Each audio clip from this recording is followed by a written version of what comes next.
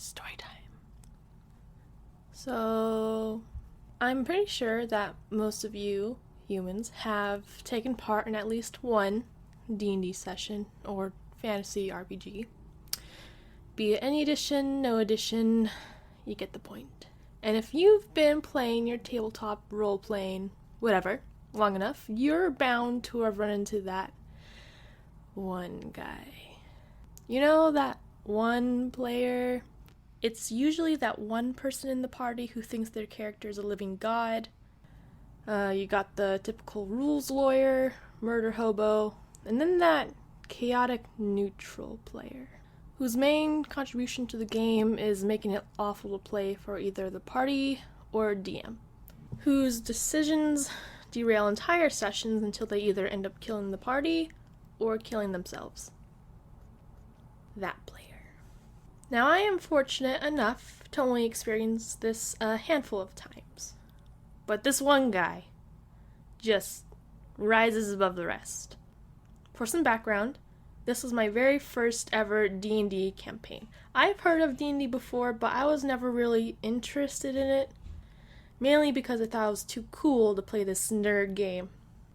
Surprised I wasn't, but, the role-playing group consisted of me, 4 college acquaintances, and a very intimidating DM.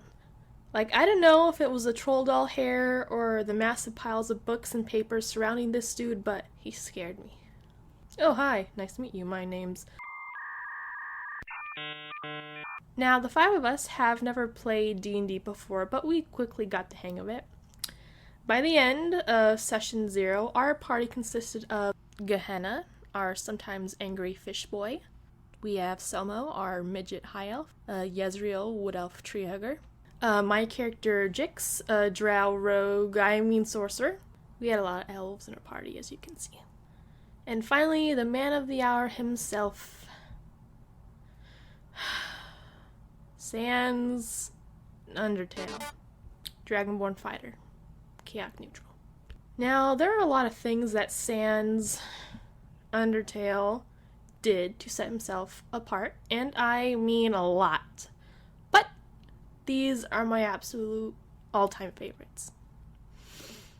So right off the bat, our characters had taken on the job of basically finding this gnome alchemist named Fizzy.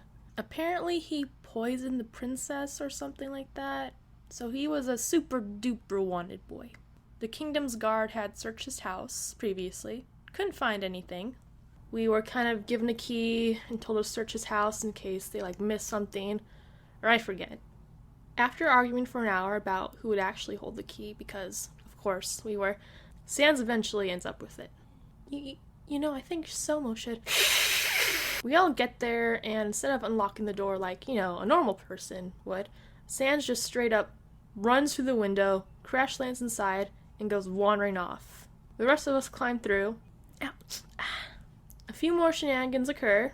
Yezreel almost dies. We get into some bot fighting, getting drunk off of barrels of wine, stealing a nude painting of the princess we found in an alternate dimension door. The usual.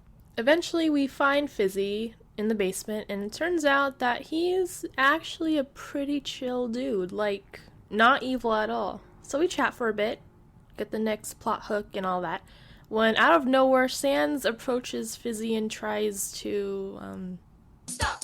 Don't touch me there! This is my no-no square! Sans ends up being turned into a hamster, because Fizzy's kind of a powerful, magical dude.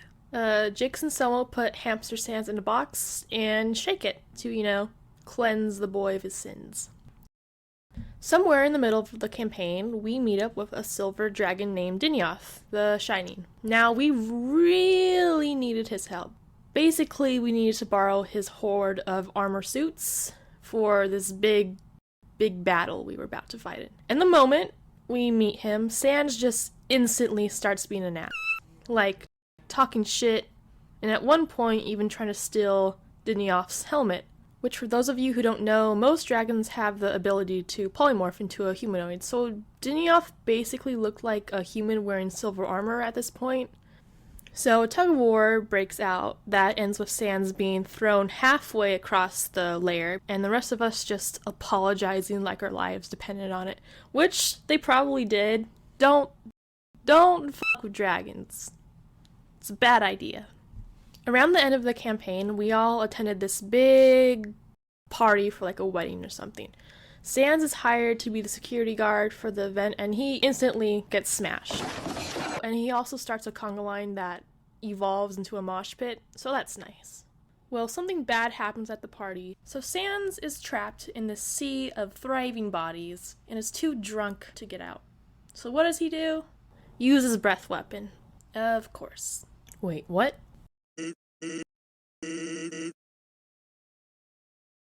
Are you sure? Are you really want to go through with this? Like, I don't normally ask, but...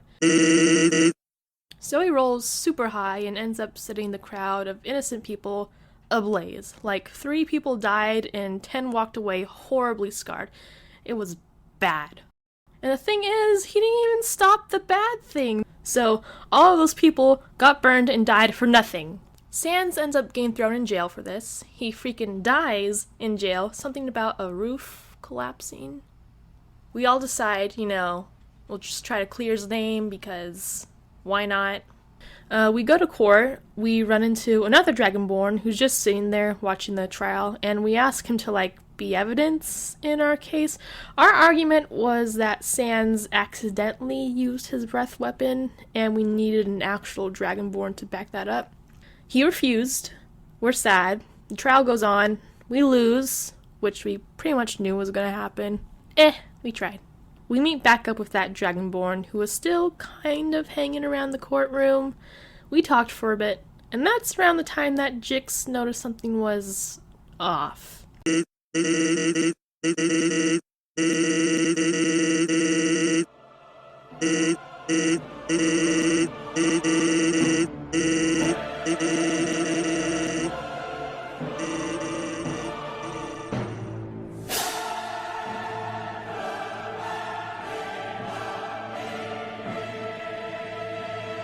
What in the bloody hell, Sans, is that you?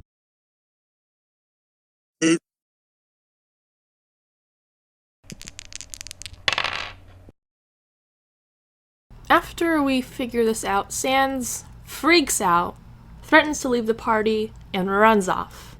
Jix was pissed.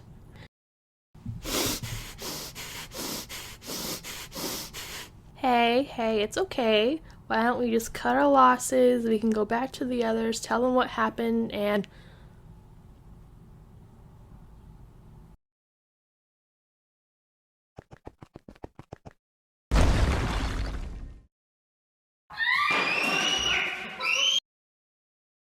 So, that's basically the tale of Sans. Again, there are a lot of other situations that happen involving him and the Suicide Squad. Yes, that was our group name. But I'll save those for another time. I hope you enjoyed my descent into insanity. Fun times.